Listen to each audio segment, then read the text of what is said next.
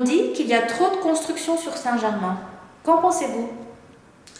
Alors, je pense qu'on peut dire on peut entendre parfois dire qu'il y a trop de constructions sur Saint-Germain parce que le programme important de la Mandillonne, qui s'est d'ailleurs déroulé sur 2 mandats, nous a apporté à peu près 172 logements.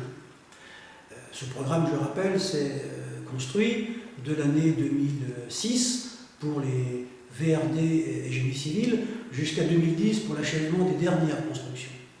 Alors effectivement, on peut dire que la Mandillonne, c'est trop. Nous, on pense que c'est bien ce qu'il faut à la commune, parce que ça a permis, grâce au rez-de-chaussée des bâtiments, d'avoir enfin les locaux commerciaux qui nous manquaient tant depuis une dizaine d'années. Par ailleurs, je signale que sur le mandat qui s'achève, le nombre de logements nouveaux s'élève à 59. 59 logements nouveaux, c'est à peu près 10 par an sur les 6 ans. Est-ce que 10 par an sur les 6 ans, c'est pas la preuve d'une vraie vitalité plutôt que d'un excès de construction?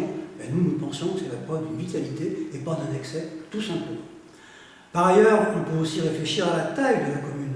Pendant plus de 10 ans, la commune est restée à stagner en nombre d'habitants vers 2005, 2004, en hésitant pour savoir si elle passait le cap de 2005. Aujourd'hui, on est à 2760.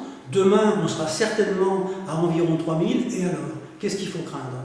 Ça fait tourner les services, ça fait des nouveaux enfants aux écoles, ça permet au commerce d'avoir des usagers, d'avoir des personnes qui viennent s'achalander chez eux. Qu'est-ce qu'on veut?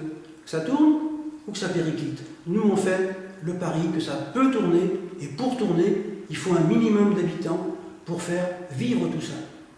Et puis enfin, nous sommes une commune périurbaine. On le sait depuis longtemps. Nous avons une gare importante, très attractive, qui nous met à 15 minutes du centre de Lyon. Est-ce qu'il n'est pas normal que les gens veuillent en profiter? Est-ce qu'il n'est pas normal que les gens veuillent venir sur notre territoire pour avoir ce service qui permet, rappelons-le toujours, de diminuer l'emprise de la voiture, d'être dans la modernité et de permettre de partager un territoire attractif avec d'autres personnes?